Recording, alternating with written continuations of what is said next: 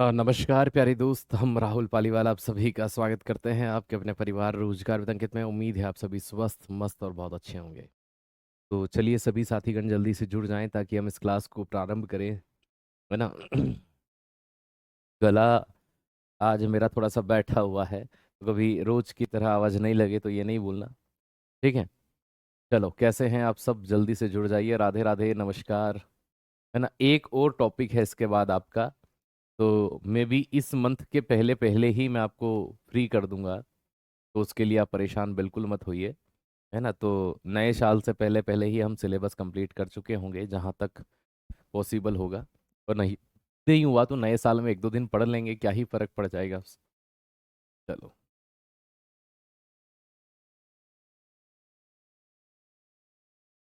3 chapter बचे हैं बेटा। कौन से बचे हैं? 3 बताइएगा।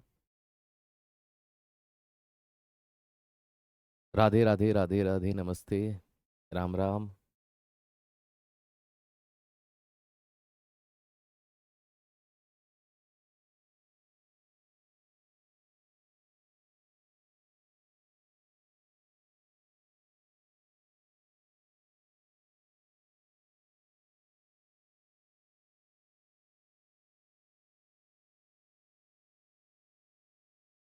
आप छोड़कर चले जाएंगे? अरे मैं दुनिया से नहीं जा रहा हूँ भाई, सिर्फ क्लास से जाऊंगा। चलो, राम राम सा राम राम। आधुनिक आवर्त सारणी की बात कर रहे थे, मॉडर्न पीरियोडिक टेबल की बात कर रहे थे। मॉडर्न पीरियोडिक टेबल की अगर बात करते हैं तो यहाँ पर होते हैं हमारे मेटल। उसके बाद इस डायरेक्शन में आगे बढ़ते हैं तो आते हैं मेटेलॉइड, और आगे जाते हैं तो फिर आते हैं नॉन मेटल। हिंदी में कहें तो धातु,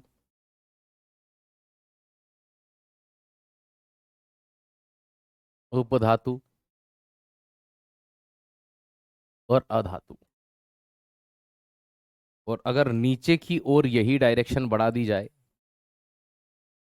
तो सब मेटल जो है, धातु जो है,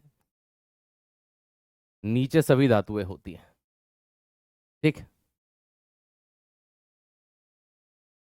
टेलीग्राम पर आप रात 8 से 10 तक 2 घंटे में 2 मैसेज कर सकते हैं, ठीक है। दिन भर चालू रहेगा तो सोचिए टीचर, है ना, फ्री नहीं रहते ना इतना, क्योंकि आप तो एक टेलीग्राम ग्रुप में, हम कई में ऐड होते हैं, सबके जवाब देने पड़ते हैं, है ना। तो आप 1 घंटे में, और जेन्युइन डाउट जो होता है वो ऑब्वियसली बात है एक प्रश्न में पूछा जा सकता है। चलिए, यहाँ देखिएगा भैया, टोटल कितने आवर्त हैं? तो 7 आवर्त हैं।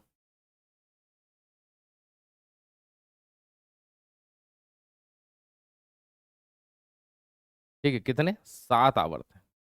वो 7 आवर्त कौन कौन से हैं, क्या चीजें हैं, है ना, आइए उनको देखते हैं। सबसे पहले आवर्त को देखते हैं, प्रथम आवर्त, फर्स्ट पीरियड, सबसे छोटा आवर्त होता है ये, है ना। सबसे छोटे आवर्त के तौर पर हम इसको जानते हैं, पहले आवर्त को। और अगर आप पीरियोडिक टेबल अगर देखें, आवर्त सारणी अगर देखें,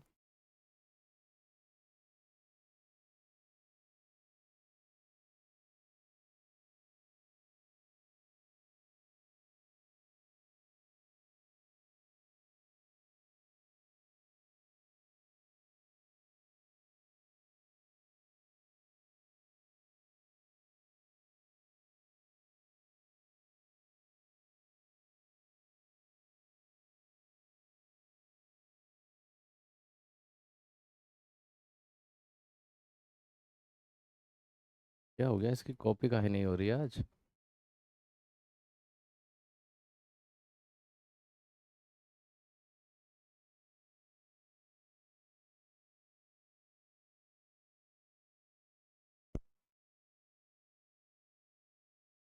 देखो भैया, ये आपका पहला आवर्त है, और इस पहले आवर्त में सिर्फ और सिर्फ 2 ही तत्व आपको दिखाई देते हैं, एक हाइड्रोजन और दूसरा हीलियम, ठीक है। तो इसमें 2 ही तत्व आते हैं, हाइड्रोजन और हीलियम, दोनों अधातु हैं, दोनों नॉन मेटल हैं, क्योंकि हाइड्रोजन भी एक गैस होता है ना, और हीलियम भी एक गैस है। और जितने भी तत्व गैस अवस्था में हैं, जैसे कि नाइट्रोजन, ऑक्सीजन, सभी अधातु होते हैं। ठीक है। तो पहले आवर्त के अंदर, पहले पीरियड के अंदर सिर्फ दो ही तत्व आते हैं, हाइड्रोजन और हीलियम। ठीक है। अब रही बात इस हाइड्रोजन की, तो इस हाइड्रोजन का यहां पर पोस्टमार्टम कर देते हैं हम लोग।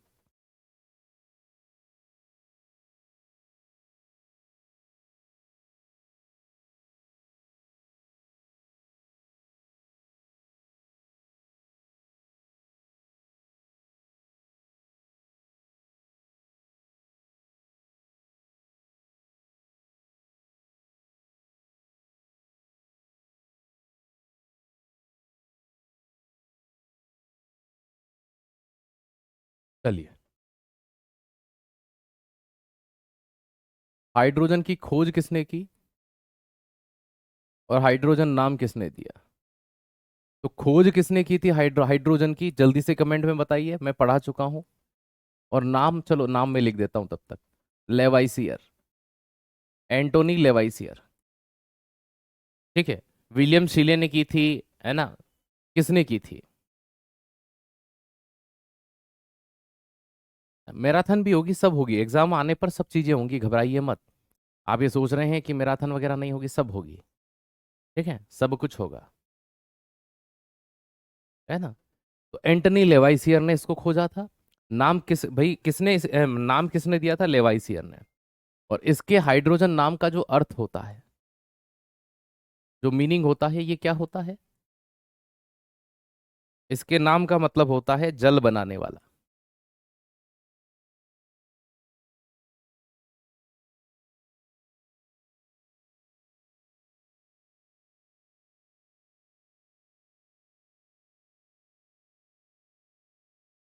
हाइड्रोजन के खोजकर्ता कौन है? चलो हिंट देता हूं, हेनरी। हिंट देता हूं, हेनरी उनके नाम में, विलियम सिले ऑक्सीजन में आते हैं। थप्पड़ लगेगा, थप्पड़। मैंडलीव। भाई, हिंट देता हूं, हेनरी। जोसेफ प्रिस्टले और विलियम शीले, ये दोनों ऑक्सीजन में आते हैं। Henry Cavendish. कुछ भी लिख देते हो यार। हैं? मोस्ले लिख रहे हैं आधे, अरे भाई साहब कतई जहर लोग हो आप।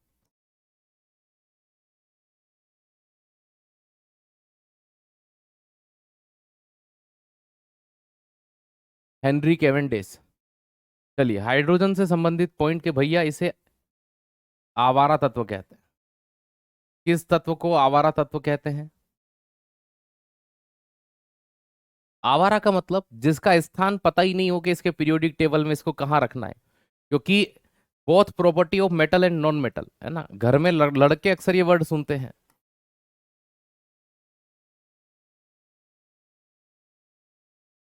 क्या ही लिखना, आवारा ही पूछते हैं तो आवारा ही लिखो ना, बहुत लंबा चौड़ा हो जाएगा नहीं तो। भविष्य का ईंधन।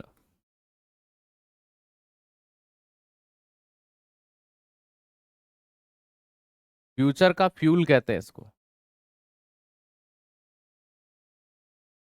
क्यों? दो तीन कारण है। सबसे प्रमुख के प्रदूषण नहीं करता।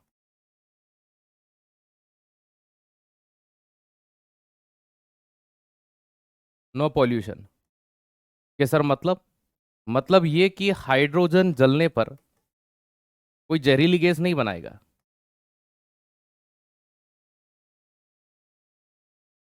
पानी बनाता है। अब बहुत सारे को माइंड में आएगा, सर फिर जलता कैसे, पानी बनाता है? अरे इंजन में थोड़ी पानी घुसता है। ठीक है। तो ये चीज ध्यान रखना। तो हाइड्रोजन जलने पर क्या बनाता है? पानी बनाता है, प्रदूषण रहित होता है। तीसरी चीज, ब्रह्मांड या यूनिवर्स, ये पहली क्लास में ही पढ़ाया था। ठीक है। सन या सूर्य, तो सूर्य के अंदर ब्रह्मांड में 75% या 74 से 75% के आसपास हाइड्रोजन है।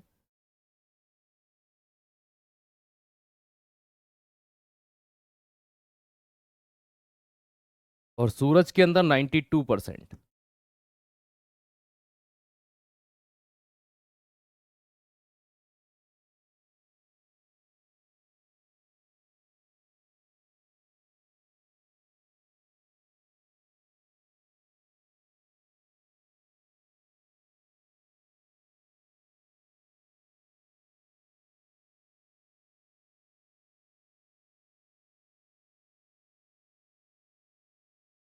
ठीक है, तो ये चीज हो जाती है। चौथा पॉइंट,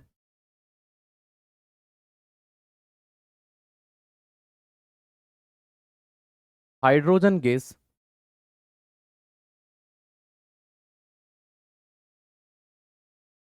पॉप साउंड के साथ जलती है। हिंदी में पॉप साउंड को चटाक कहते हैं, चटाक। मतलब जब हाइड्रोजन गैस को जलाया जाता है तब चटाक की आवाज आती है। Number 5,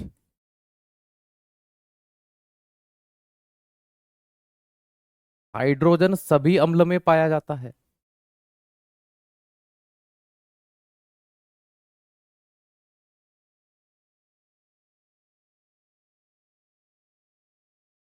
hydrogen found in all type of acid. ठीक है, ओके।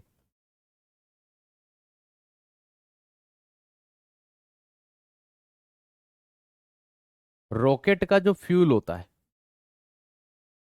ईंधन होता है, उस ईंधन के अंदर क्या होता है? उसके अंदर liquid hydrogen plus liquid oxygen होता है।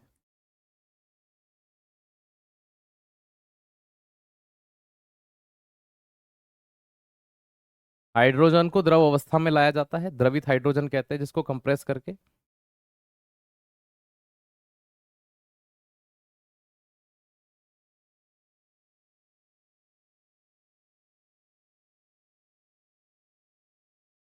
तो ये रॉकेट का फ्यूल होता है मेन, रॉकेट का ईंधन। इन दोनों में से एक की कमी भी, क्योंकि वायु में जब वो अंतरिक्ष में पहुंचेगा ना, तो ऐसी स्थिति में वहां पर ये चीज ध्यान रखिएगा, ऑक्सीजन नहीं होता जलाने के लिए। नंबर 7,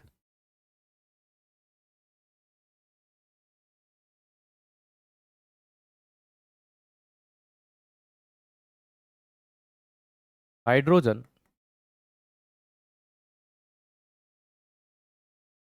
हैलोजन एवं क्षार धातु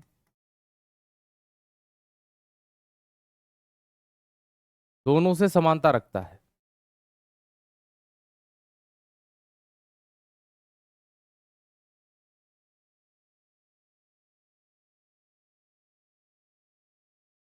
hydrogen similar properties of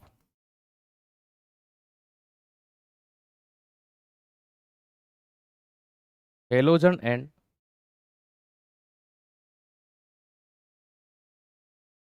alkaline metal. अब बहुत सारे बच्चे सोच रहे होंगे सर ये क्षार धातु क्या होती है?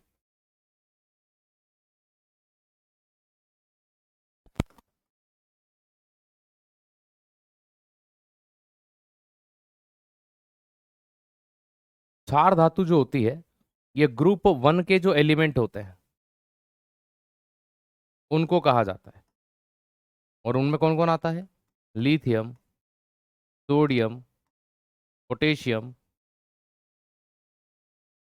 रुबिडियम, सीजियम और फ्रांशियम। ये सारे तत्व आते हैं। और एक आपने यहां पर वर्ड सुना, हेलोजन।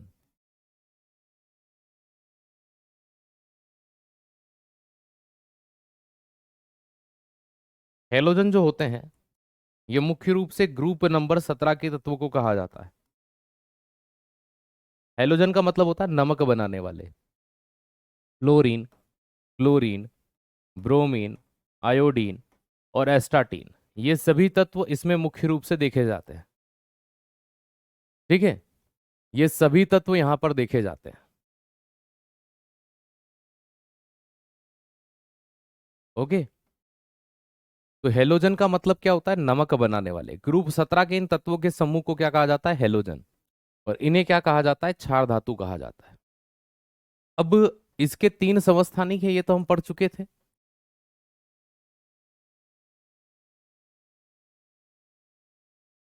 आइसोटोप ऑफ हाइड्रोजन,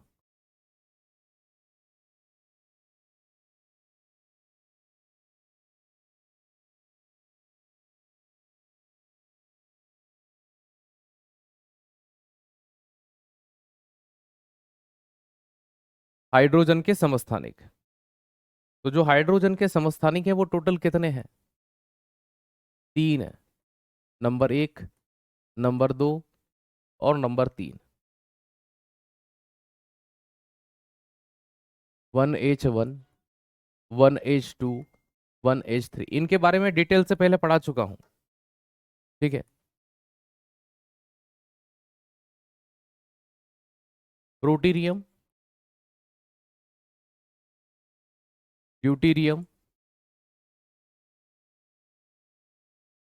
और ट्राइटीरियम।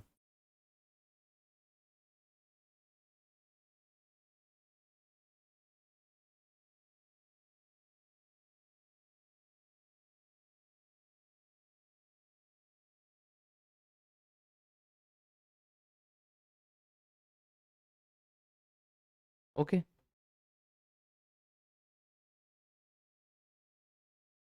तो ये इतने पॉइंट्स हैं हाइड्रोजन के बारे में, याद रखिएगा सारे के सारे जो मैंने मेन मेन बताए आपको। इनमें से कभी कभी कुछ प्रश्न आपके एग्जाम में सीधे बनते हैं। ठीक है। अब हम यहाँ पर थोड़ा सा हीलियम के बारे में पढ़ लेते हैं, है ना। उसकी खोज भले नहीं पड़े, खोजकर्ता वगैरह कोई दिक्कत नहीं है। हीलियम 2 और 4,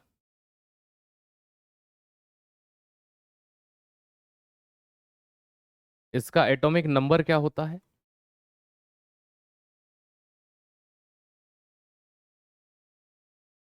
एटॉमिक मास क्या होता है? परमाणु द्रव्यमान।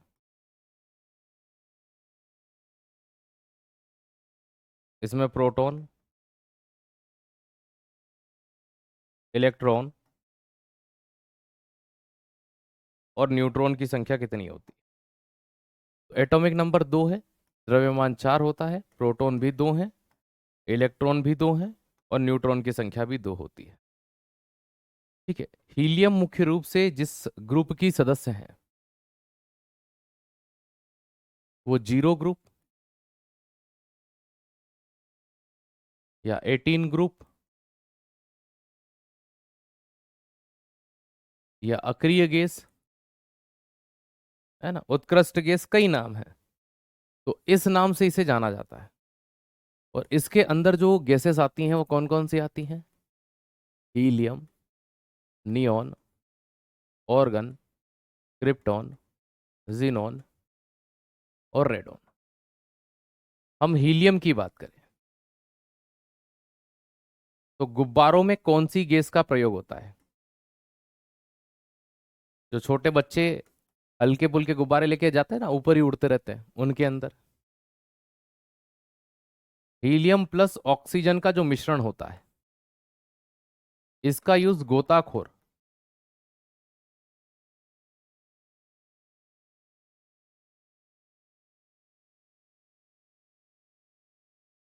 तो गोताखोर के द्वारा इसका प्रयोग किया जाता है ना। डुबकी लगाते हैं जब वो समुद्र के अंदर जाते हैं, तो नाइट्रोजन नार्कोसिस से बचने के लिए, कैसा मतलब, समुद्र के अंदर नाइट्रोजन गैस नहीं घुस जाए इसलिए। ठीक है। तो ये चीज ध्यान रखिएगा।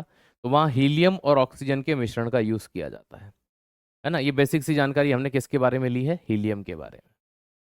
चलिए, अब आते हैं हम लोग द्वितीय आवर्त के ऊपर। इसमें 2 धातुएं आती हैं, लिथियम और बेरिलियम, और 5 इसमें प्यारे दोस्त याद रखिएगा अधातु और एक उपधातु आती है बोरॉन।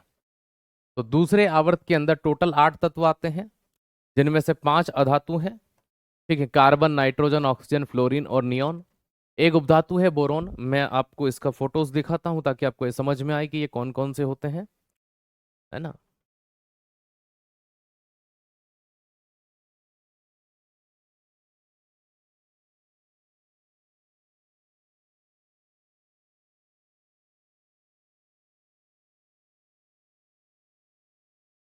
ठीक है। ये आप यहाँ पर जो देख पा रहे हैं हम इनकी बात कर रहे हैं आपसे। ये बीच में हाइड्रोजन नहीं है ना, ये नहीं है, ये वाले, है ना। एक तत्व ये हो गया आपका लिथियम और बेरिलियम, है ना। ये वाले 2 आपके मेटल हो जाते हैं, है ना, लिथियम और बेरिलियम, है ना, Li और Be। ये बोरोन आपकी एक उपधातु हो जाती है, और ये सारे के सारे यहाँ कार्बन आपको ठोस पाया जाएगा। बाकी नाइट्रोजन, ऑक्सीजन, फ्लोरीन और नियॉन ये सब आपकी गैस पाई जाती है ना। तो ये नाइट्रोजन, ऑक्सीजन, फ्लोरीन, नियॉन ये सब गैस हो जाते हैं। तो ये दो चार और ये चार आठ, ये आठ आपके दूसरे आवर्त में आने वाले तत्व होते हैं सारे के सारे। ठीक है। इसी तरह से फिर तीसरा आवर्त आता है। तीसरे आवर्त में भी आठ तत्व आते हैं, लेकिन इसमें एक धातु बढ़ जाती है। ठीक है, क्या बढ़ जाती है? धातु बढ़ जाती है इसमें।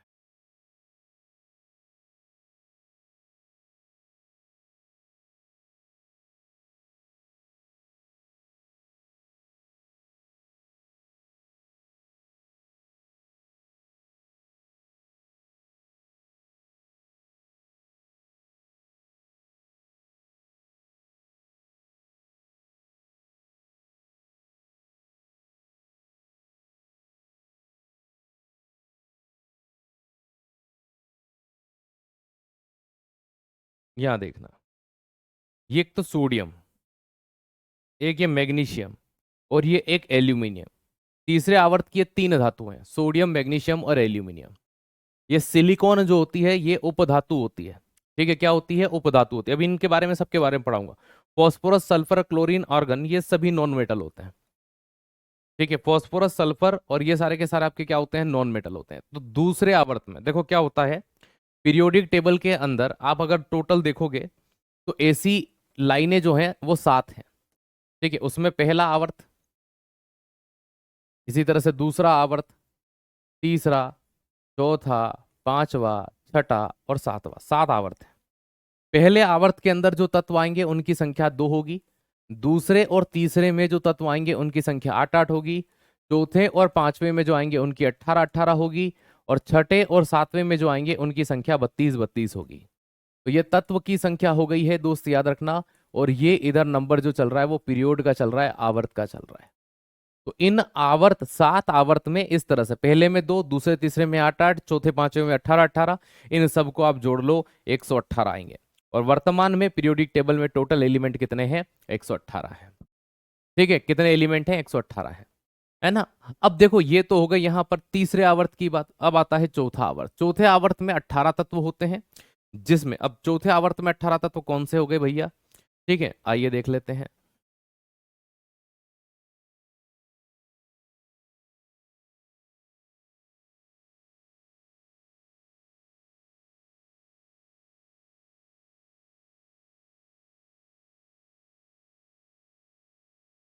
ये देखिए, ये जो आपको यहां पर दिखाई दे रहा है ये है चौथा आवर्त। ठीक है, इसमें टोटल 18 तत्व है। इनमें से अगर मैं आपसे ये कहूं तो यहां पर ये सेलिनियम, ब्रोमीन और क्रिप्टॉन, इन तीन को छोड़ दिया जाए। ठीक है, सेलिनियम, ब्रोमीन और अगर इन, है ना, इनको छोड़ दिया जाए, सेलिनियम, ब्रोमीन और क्रिप्टॉन, है ना। यहाँ दो प्लस एक इसलिए लिखा हुआ है, क्रिप्टॉन एक अक्रिय गैस होती है ना। टोटल तीन ही होते हैं वो। तो ये क्रिप्टॉन, तो भैया ये तीन अधातु हैं। उसके अलावा यहाँ पर ये जर्मेनियम और आर्सेनिक, ये जो दो आपको दिखाई दे रहे हैं, ठीक है, ये जो दो दिखाई दे रहे हैं ये दो उपधातुएं हैं। तो तीन और ये दो, पांच निकल गई। कितनी हो गई भैया? ठीक है, अब यहाँ पर 15 नहीं 13 धातुएं हैं टोटल। कितने मेटल हैं? 13 मेटल हैं, 13 मेटल है, क्योंकि 13 और 5 18 होते हैं। ठीक है, अब देखिए यहाँ पर ये एक, दो, तीन, चार, पाँच, छः, सात, आठ, नौ, 10, 11, 12, 13। Potassium, calcium, scandium, titanium, vanadium, chromium, याद रखिएगा। एम जी होता तो मैग्नीज बोलते, एम एन है इसलिए मैग्नीज कहेंगे। ठीक है, आयरन, कोबाल्ट, निकल, कॉपर, जिंक, है ना। और ये गैलियम, गैलियम धातु होता है, हथेली पर रखने पर पिघलने वाला धातु यही है, पढ़ाया है मैंने ये। ठीक है ना। अब बच्चे कह रहे हैं सर इनकी डिटेल से नहीं बताओगे, जैसे हाइड्रोजन। अरे हाइड्रोजन इसलिए बता दिया कि मैं तत्वों के बारे में ऐसे पढ़ाऊंगा, वो आपको हिंट दिया है। इन सब के बारे में भी पढ़ेंगे, है ना। लेकिन अभी इसके साथ साथ पढ़ेंगे तो बहुत लंबा हो जाएगा। अभी आगे मैं इसको, है ना, बिल्कुल पढ़ाऊंगा, घबराइए मत। ठीक है, लेकिन सारे भी नहीं पढ़ेंगे, है ना। मतलब कि 118 के 118 तो पढ़ नहीं सकते। फिर अगले नंबर पर आता है पांचवा आवर्त। पांचवें आवर्त के अंदर भी जो टोटल एलिमेंट है वो इतने ही हैं। इतने ही से मतलब कितने हैं सर? है ना, 18। तो इसमें भी 18 एलिमेंट आते हैं।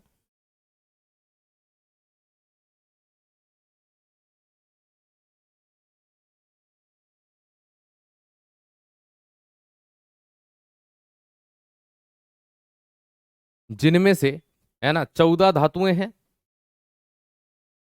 देखिए यहां पर अगर मैं आपसे कहता हूं उपधातुएं कितनी हैं, तो उपधातुओं की संख्या यहां पर निकल करके आती है 2, एंटीमनी और टेल्यूरियम। तो ये एस बी जो होता है ये एंटीमनी होता है, और टी का मतलब टेल्यूरियम होता है। ये आई का मतलब आयोडीन, और एक्स ई का मतलब जीनोन, तो ये हो जाते हैं नॉन मेटल। तो ये दो नॉन मेटल हैं, ये दो आपकी मेटेलोइड है, उपधातु हैं, और ये इसके इधर वाले सारे के सारे धातु हैं। रुबिडियम हो गया, स्ट्रोंशियम हो गया, है ना, आई एन का मतलब इंडियम हो गया, एस एन का मतलब टीन हो गया। ये सारे के सारे आपके 14 बचे हुए क्या हो जाएंगे, मेटल। पूरी लाइन में 18 तत्व हैं। इन चार को छोड़ दिया जाए, दो उपधातुओं को और दो अधातुओं को। ये दो अधातु हैं, ये दो आपकी उपधातु हैं, है ना। ये बेसिक सिर्फ समझा रहा हूं, इनको याद नहीं भी रखोगे तो कोई दिक्कत नहीं है, लेकिन इतना तो पता होना चाहिए। चलिए, छठे आवर्त में टोटल 32 तत्व आते हैं। सर 32 कैसे आते हैं, पहले तो ये बताओ, है ना। इस लाइन में 32 हमें कहीं से कहीं तक दिख ही नहीं रहे हैं, आपको 32 कहाँ दिख गए। चलिए भैया हम दिखाते हैं हमको कहाँ दिख। तू वापिस से रिपीट काहे हो गया।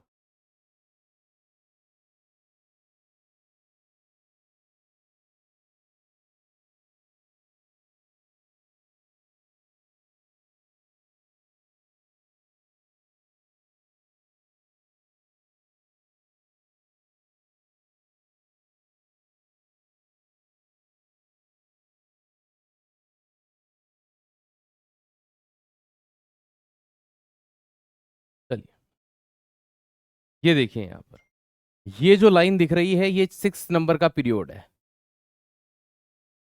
ठीक है।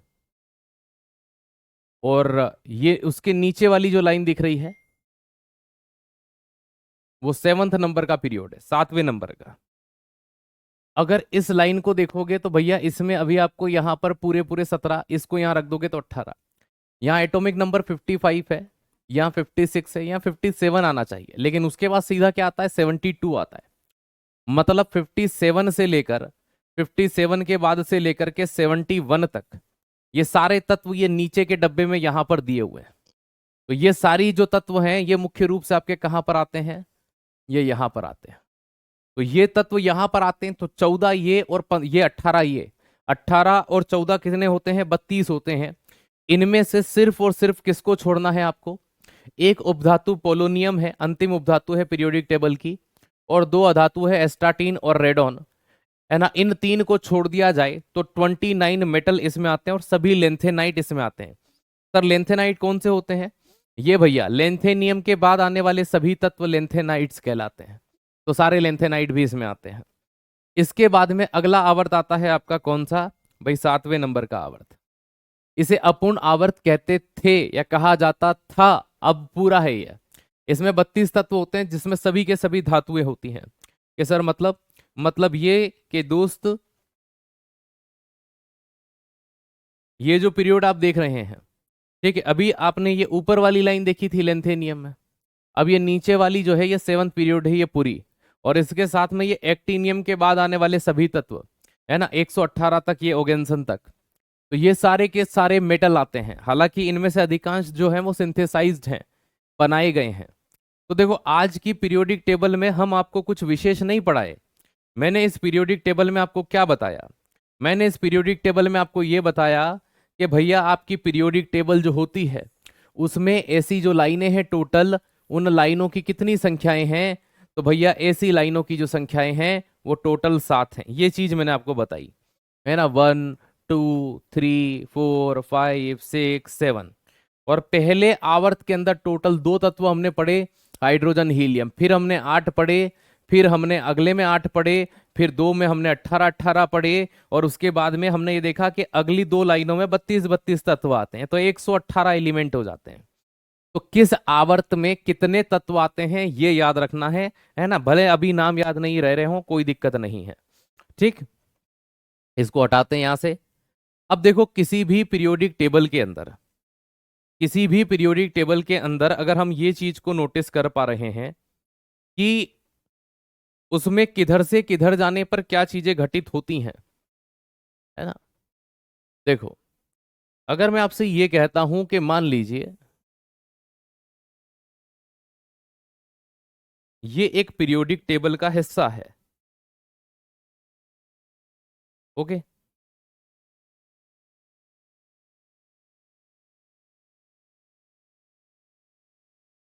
अब पीरियोडिक टेबल की ये साइड कहलाती है लेफ्ट साइड, बायां भाग, ठीक है। और ये कहलाता है पीरियोडिक टेबल का दायां भाग, या इसको ऊपर लिखते हैं।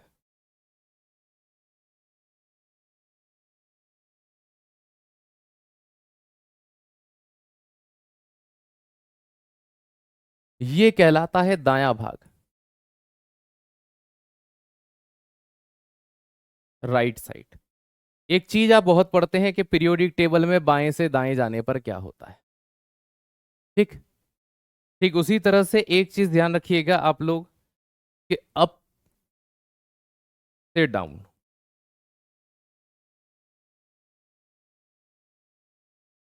अगर आप किसी पीरियोडिक टेबल में ऊपर से नीचे आते हैं तब क्या होता है। तो भाई एक चीज,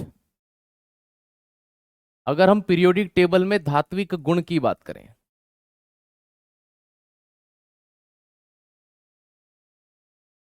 मैं ना मेटेलिक प्रॉपर्टी की बात करें,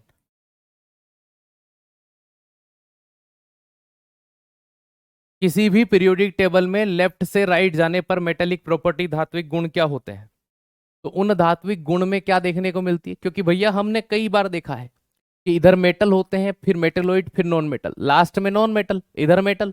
तो लेफ्ट से राइट जाने पर मेटेलिक प्रॉपर्टी में क्या होगी, कमी होगी। चलिए भैया, है ना। ये तो हो गया लेफ्ट से राइट वाला। एक मैं यहां पर एक डब्बा बना देता हूं,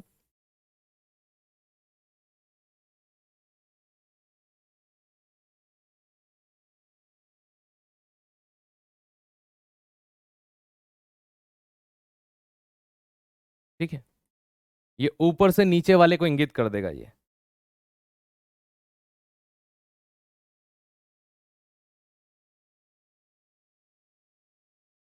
इस वाले में, है ना। ये ऊपर से भैया ये इस चीज को इंगित ये यहां पर ये बता देगा इसको।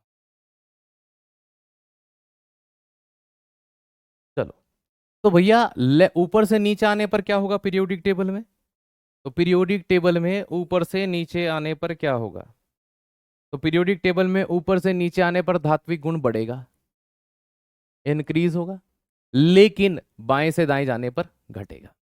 चलिए, एटॉमिक रेडियस, जो परमाणु की त्रिज्या होती है, ठीक है, वो क्या होती है, वो भी कम होती है। लेकिन ऊपर से नीचे आने पर एटॉमिक रेडियस का मान बढ़ेगा, अप से डाउन आने पर, ठीक है। फिर मैं कहता हूं कि अगर हम बाएं से दाएं जाते हैं तो भाई आयनन ऊर्जा का मान क्या होता है,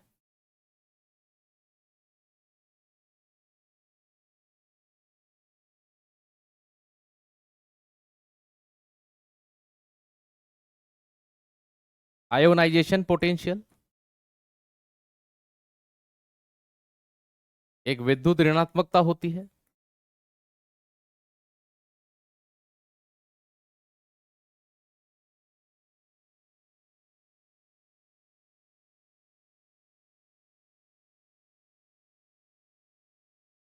तो अगर हम बाएं से दाएं जाते हैं तो आयनन ऊर्जा और विद्युत ऋणात्मकता दोनों का मान जो होता है वो बढ़ेगा, ये भी इंक्रीज होती है। क्योंकि इलेक्ट्रॉन ग्रहण करने की बात हो रही है, तो इलेक्ट्रॉन ग्रहण अधातुएं करती हैं और वो दाईं साइड में पाई जाती हैं, ठीक है। आप इस चार्ट को याद कर लेना, मुझे बनाने दीजिए, ठीक है।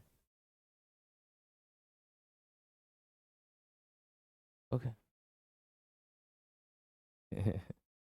देखो, और यहां पर क्या होगी, कमी होगी, है ना। ऊपर से नीचे आने पर कमी देखने को मिलेगी किसी भी पीरियोडिक टेबल में। नंबर 5, है ना, तत्वों की संख्या की बात करते हैं तो लेफ्ट टू राइट जाने पर तत्वों की संख्या तो बढ़ती है, मेटेलिक प्रॉपर्टी हो गई, चार गुण हो गए, धात्विक गुण हो गए, आयनन ऊर्जा हो गया, विद्युत ऋणात्मकता हो गया, अ, ठीक है।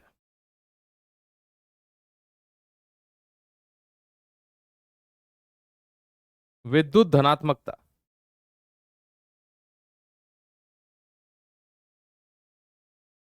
इलेक्ट्रोपॉजिटिविटी। अब इलेक्ट्रॉन जो दान करता है उसमें होती है ये तो, और उस साइड में सारी के सारे भैया, है ना भाई, राइट हैंड साइड में तो सारे नॉन मेटल हैं, और ऊपर से नीचे आने पर तो बढ़ेगी साहब, ऑब्वियसली बात है, इंक्रीज ही होगी। तो ये चार चीजें हैं लेफ्ट से राइट जाने पर पीरियोडिक टेबल में। देखो अब यहां से प्रश्न कैसे बनता है ना, आयनन ऊर्जा का मान आवर्त सारणी में बाएं से दाएं जाने पर, बाएं से दाएं जाने पर आयनन ऊर्जा का मान क्या होता है, बढ़ता है, कम होता है, बराबर रहता है, ठीक है। तो किस तरह से घटना घटित होती है, तो भैया बढ़ेगा, ठीक है। ऊपर से नीचे आने पर आयनन ऊर्जा का मान क्या होता है, कम होता है।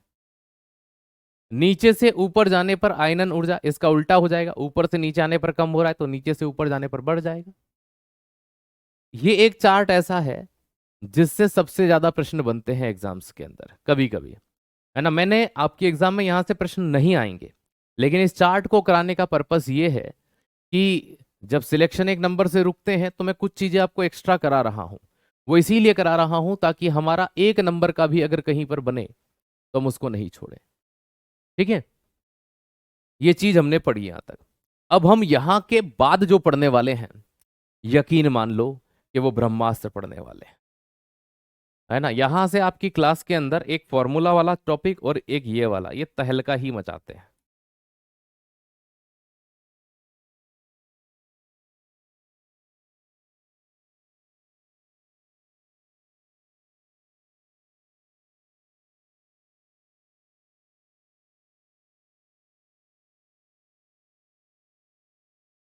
हम कुछ तत्वों के बारे में पढ़ेंगे,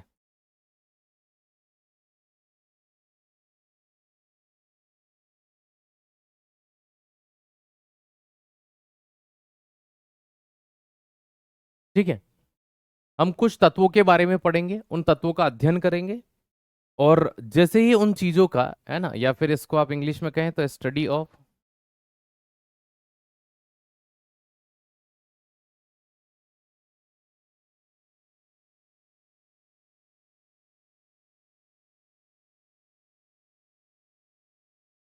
ठीक है। तो चलिए शुरू करते हैं।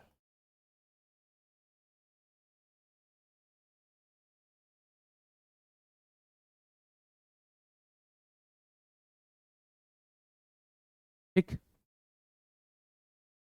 कुछ तत्वों के अध्ययन की बात करते हैं। क्या होता है कि कई बार जैसे प्रश्न आता है, मैं आपको एग्जांपल देता हूं, है ना, यहां पर हम ले लेते हैं, है ना, ये तू काम का नहीं है, ये यहां से, कि चूहा मारने का जहर जो होता है रेड पॉइजन, उसमें किसका यूज किया जाता है, या जिंक फॉस्फाइड का यूज कहां पर किया जाता है। तो जिंक फॉस्फोइड का मोस्ट प्रोबेबल यूज कहां पर होता है, चूहा मारने के लिए, चूहा मारने के जहर के रूप में। इसी तरह से आपने कई बार सुना होगा ZnCl2, जिंक क्लोराइड। जो लकड़ी की वस्तु होती है उसको कीड़ों से बचाने के लिए किसका यूज किया जाता है, जिंक का यूज किया जाता है, ZnCl2, जिंक क्लोराइड का। लकड़ी की वस्तु को कीड़ों मकोड़ों से बचाने के लिए उसके ऊपर एक लेपन कर दिया जाता है, एक लिक्विड लेप दिया जाता है। तो चूहा मारने का जो जहर निकला वो क्या निकला, तो भैया वो तो निकला हमारा जिंक फॉस्फाइड, Zn, है ना, सॉरी माफ कीजिएगा, Zn3P2, ठीक है। वो तो निकला जिंक फॉस्फाइड रेड पॉइजन। ऐसे सीधे प्रश्न आते हैं, चूहा मारने का जहर क्या होता है, ठीक है। तो ये हो जाएगा आपका जिंक फॉस्फाइड।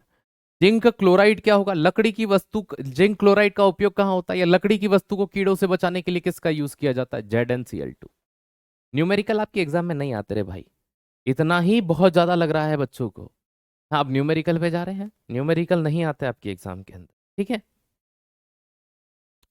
अब ये जो जिंक होता है इसके बारे में भी थोड़ा देखो, Zn, जिंक या जस्ता, इसकी अगर मैं आपसे बात करता हूं तो इससे, है ना, जो लोहे की वस्तु,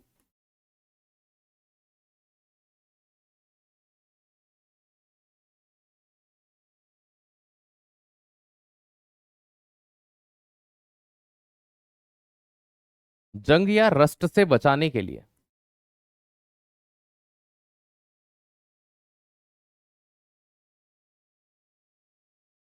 इसका यूज करते हैं। तब जो प्रोसेस अपनाई जाती है उस प्रोसेस को क्या कहा जाता है?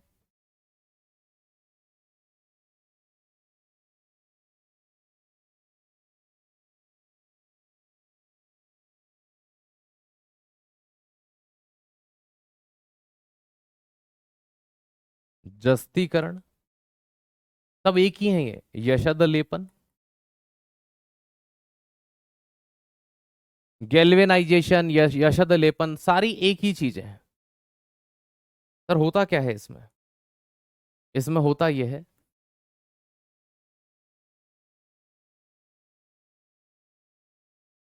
लोहे पर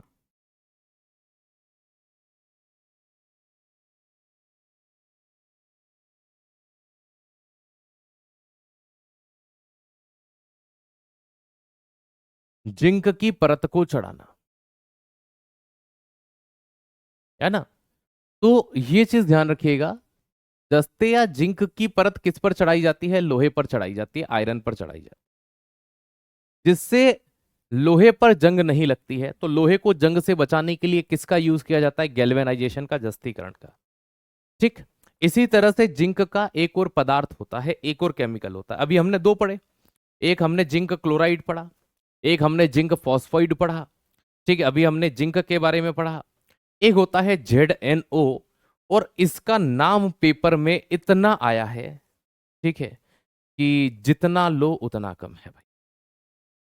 इसे जिंक ऑक्साइड तो कहते ही हैं, ZnO तो कहते ही हैं, कोई नो डाउट। ठीक है, इसे जस्ते का फूल, है ना, इंग्लिश मीडियम वाले बच्चे के लिए एक वर्ड यहां पर आता है, फिलोसोफर वूल।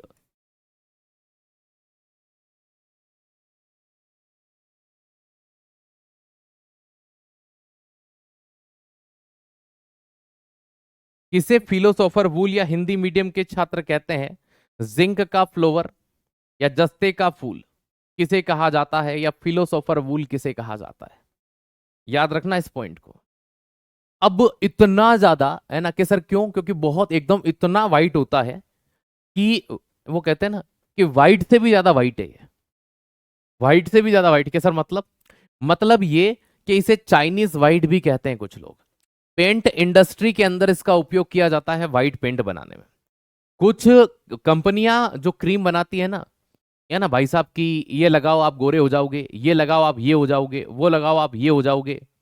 ठीक है, तो ऐसी कंपनियां जो होती हैं, तो क्रीम बनाने वाली कंपनियां, लाली पाउडर बनाने वाली कंपनियां, ठीक है, तो वो कंपनियां इसका उपयोग बड़े पैमाने पर करती है, जिंक ऑक्साइड। लेकिन इसका प्रश्न यहां से नहीं आते। और देखो दोस्त, आप कहो कि सर ये मुझे समझ नहीं आ रहा, क्रीम बनाने वाली कंपनी, तो देखो मैं यहाँ क्रीम बना के नहीं बता सकता।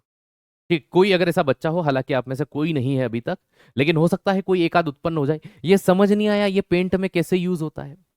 तो भाई एक रियलिटी बताऊं, हमने भी इस चीज को सिर्फ पढ़ा है कि इसका उपयोग यहाँ होता है। केमिस्ट्री के अंदर जितनी चीजें हैं उन सभी चीजों को मैंने मोस्ट प्रोबेबल प्रैक्टिकल कुछ चीजों के किए हैं जो प्रयोगशालाओं में संभव थे, अपनी कॉलेज लाइफ में, अपने स्कूल लाइफ में, है ना। उसके बाद भी जहां कोई केमिकल मिल गए तो वहां किए हैं। लेकिन अगर हर चीज को आप ये कहें कि ये कैसे होता है, ये तो करके दिखाओ, तो मैंने खुद भी नहीं देखे।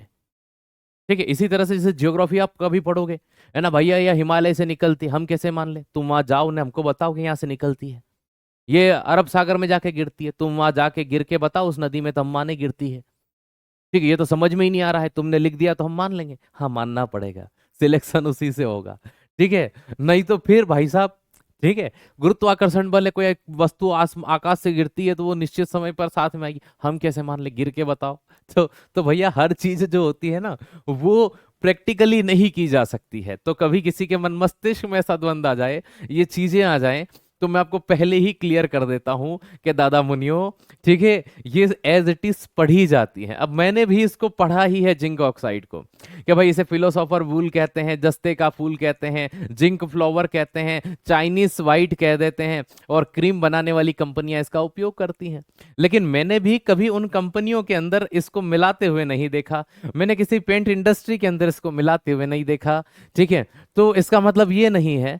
तो हमें इन चीजों के बारे में बस जैसा है वैसा पढ़ना है, ठीक है। तो उम्मीद है अब ये चीज आपको समझ में आई होगी, क्योंकि ये है ना हुआ था मेरे साथ एक ऐसा। सर ये है ना ये चाइनीज वाइट कैसे बनता है? अब मैंने माथा पकड़ लिया, यार मैं मास्टर हूँ, फैक्ट्री थोड़ी चला रहा हूँ। एक बार हो गया था ऐसा कि सर बना के हम कैसे माने कि यही होता है सर इसके अंदर, कि क्रीम में तो कई केमिकल होते हैं। भाई मैंने ये नहीं कहा क्रीम में सिर्फ यही होता है, मैंने कहा क्रीम बनाने में इसका भी उपयोग होता है। देखो सिर्फ वर्ड नहीं लगाया है। पूछा अच्छा सर ऐसा भी होता है क्या? मैं जी हाँ, एक से अधिक चीजें इसमें पाई जा सकती हैं। चलिए दोस्त है ना, ज्वालामुखी होगा तो तुम उसमें कूदवा दोगे क्या सर? है ना, ज्वालामुखी का कोई टीचर पढ़ा रहा हो, ज्वालामुखी आपको, आप कहते हो इसका क्रेटर होता है अंदर से मेघ में आता है, हम कैसे मान ले? अंदर कूद के जाके बताओ कि यहाँ से आता है। तो भाई साहब तुम तो हमारी फाइल नहीं पटवा दोगे इसी चक्कर में, ठीक है। चलिए अगला आता है सिल्वर क्लोराइड, AgCl। भाई साहब बड़ा फेमस है ना। सिल्वर क्लोराइड को जो है वो हॉर्न सिल्वर कहा जाता है। क्या कहा जाता है? हॉर्न सिल्वर कहा जाता है। तो AgCl जो है सिल्वर क्लोराइड, इसे हॉर्न सिल्वर के तौर पर जाना जाता है, ठीक है। तो ये चीज ध्यान रखिएगा। अब देखो यहां पर क्या होता है कि ये जो Ag है, ठीक है, इस Ag को भैया क्या कहते हैं हम? सिल्वर, चांदी,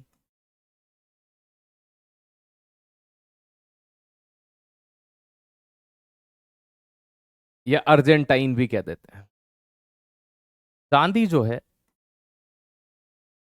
ये विद्युत एवं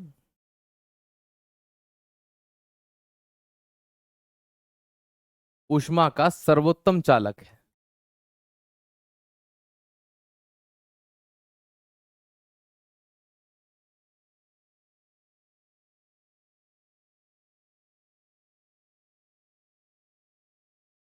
बेस्ट कंडक्टर ऑफ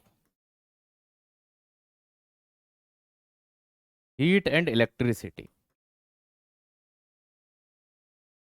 तो चांदी ऊष्मा और विद्युत का सर्वोत्तम चालक होती है, ठीक है। इतनी बेसिक सी जानकारी याद रखना। और कौन से ब्लॉक में आती है? यह डी ब्लॉक का एलिमेंट है। आभूषण के लिए इसका उपयोग होता था। चांदी बहुत महंगी होने वाली है, यकीन मानिए। अभी हाल ही में एक न्यूज चर्चाओं में आई थी कि भारत सरकार क्या कर रही है, अपने घरेलू उद्योग को प्रमोट करने के लिए, है ना, उन्हें सब्सिडी ही दे रही है। अब आप कहोगे सर ये तो गलत बात है। नहीं भैया, अच्छी बात है। वो सब्सिडी कंपनियों को नहीं दे रही है, वो सब्सिडी हमें दे रही है। अभी कह रहे हो कंपनी को दे रही है, अब कह रहे हो हमें दे रही है। सर थोड़े बहुत चाय वाय पी के आ जाओ, आप नींद में लगते हो। नहीं भाई, देखो होता क्या है, जैसे मान लीजिए जैसे सोलर प्लांट वगैरह हो गए। सोलर प्लांट में आपने एक स्कीम का नाम सुना होगा, पीएम सूर्य या पीएम सूर्योदय योजना। एक योजना चली थी सूर्योदय योजना।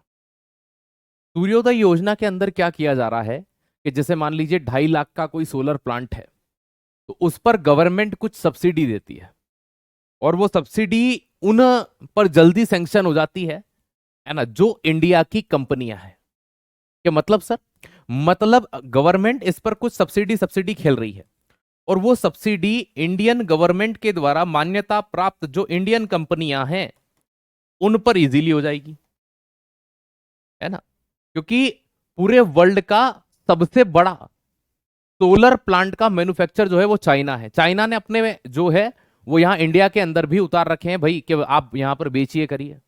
अब लेकिन जब चाइना वाला, जैसे मान लीजिए कि एक व्यक्ति ये है और एक व्यक्ति, इसने चाइना का सोलर प्लांट लगवा लिया और इन्होंने इंडिया का लगाया, तो जब सब्सिडी देने की बारी आती है तो जो व्यक्ति है ना, इस व्यक्ति को उस सब्सिडी कट करके पैसा देना है, पूरा नहीं देना। व्यक्ति के खाते में नहीं आएगा वो जो सब्सिडी का पैसा है वो कंपनी को डाला जाता है। इससे गवर्नमेंट ने खेला कर दिया कि हम इस व्यक्ति को पैसा दे नहीं रहे, इस व्यक्ति को तो भैया उतना कम पैसा देना है। मान लीजिए 1 लाख का था, 40,000 की सब्सिडी मिल गई, 45,000 की मिल गई, ठीक है, 75,000 की मिल गई। तो 1.5 लाख का था, मान लेते हैं कि 50,000 की सब्सिडी मिल गई। इस व्यक्ति को, उस कंपनी को 1 लाख रुपए ही देना है, लेकिन इसने तो चाइनीज लगाया, तो इसमें 3 साल 4 साल 5 साल तक सैंक्शन ही नहीं हो रहा वो पैसा।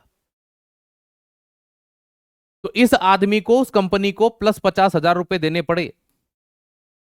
तो लोगों में अब ये जिसके पास भी आता है, इस कंपनी का मत लगवाना, इस कंपनी का मत लगवाना, इस कंपनी का माउथ पब्लिसिटी हो गई कि नहीं हो गई। और इन्होंने क्या किया, इस कंपनी का पैसा 2 दिन के अंदर, 3 दिन के अंदर, 1 महीने के अंदर भाई साहब लो धड़ल्ले से डाल दिया। ठीक है, अब सुनना इसके पीछे की कहानी, है ना, इसके पीछे की कहानी क्या है। ठीक है, लिटरली जब हम इन चीजों को पढ़ते हैं कि सर ये आपको कैसे पता है, एक न्यूज़पेपर आता है टाइम्स ऑफ इंडिया, कभी आप पढ़ते हो तो उसमें एक आर्टिकल पब्लिश हुआ था, तो मुझे लगा हो सकता है यार कि, है ना, ये मनगढ़ंत बातें हों, हो सकता है कि सरकार ने कोई एजेंडा चलाया हो, तो कि हमने ये काम किया है। और हो सकता है, मन मस्तिष्क में कई चीजें आती हैं जब हम विद्यार्थी जीवन में होते हैं या शिक्षक होते हैं, तो दो पहलुओं पर सोचा जाता है। हम पढ़े लिखे होते हैं तो खासकर फिर सोचना भी बनता है। ठीक है, आज के लिए यहाँ तो ये रोक दिया, इसके आगे कल करेंगे। तो दो चीजों पर सोचना बनता है यार, ये पॉजिटिव भी हो सकता है क्या, या नेगेटिव भी हो सकता है। सरकार इन्हीं कंपनियों को पैसा क्यों दे रही है, इनको क्यों नहीं दे रही है। तो उसका एक निष्कर्ष निकला कि जो माल बाजार से आ रहा था, वर्ल्ड ट्रेड ऑर्गेनाइजेशन के अंदर एक कंप्लेन की गई थी, और है ना, उस कंप्लेन में कहा गया कि इंडिया जो है अपनी घरेलू कंपनियों को सब्सिडी देता है। और अगर आप इसको, है ना, पीबीआई की ऑफिशियल वेबसाइट पर जाओगे, press bureau of investigation, PBI या पीआईबी होता है वो, ठीक है, इंडिया का ऑफिशियल है ना, जो भी ट्रस्ट, तो इसने बकायदा ये बता रखा है कि भारत सरकार ने 1 लाख से ज्यादा करोड़ रुपया इस तरह से बांटा है ताकि इंडियन कंपनियां ग्रोथ कर सके।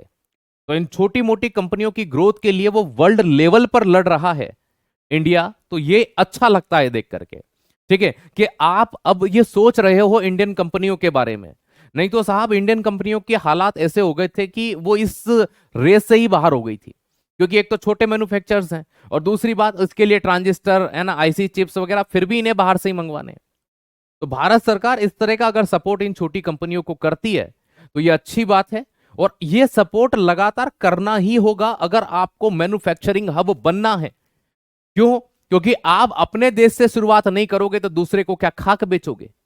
ठीक है, तो शुरुआत तो आपको अपने यहां से करनी ही होगी। तो ये देखकर थोड़ा सा अच्छा लगा, है ना। और ऐसी मनगढ़ंत बातों पर सीधा भरोसा मत किया करिए कभी भी। जैसे मैंने आपसे कहा, तो मैंने क्यों इस चीज को, मैंने पहले भैया वो पढ़ा, फिर मैंने जाकर के भारत सरकार की ऑफिशियल वेबसाइट पढ़ी, तब जाकर के, मैं किसी की कही हुई बातों में नहीं, भाई साहब हम ये हो गया है वो हो गया, मैं न्यूज तो मैं देखता ही नहीं। ठीक है, इतना भरोसा उड़ गया है इससे कि भाई साहब कोई रास्ते चलते बोल देगा ऐसा हुआ है तो मैं मान लूंगा, पर न्यूज वाले की नहीं मानूंगा मैं। ठीक है, वो मेरे साथ हो चुका है। चलिए, आज के लिए इतना बहुत है यहाँ पर। धन्यवाद, और इसके आगे हम कल करते हैं अब। ठीक है, नहीं मैंने नहीं लगाया अभी। क्यों नहीं लगाया, कि गांव में जरूरत है नहीं, और जहां मैं रहता हूं वो मेरा खुद का मकान है नहीं। ठीक है, शहर में। चलिए, धन्यवाद।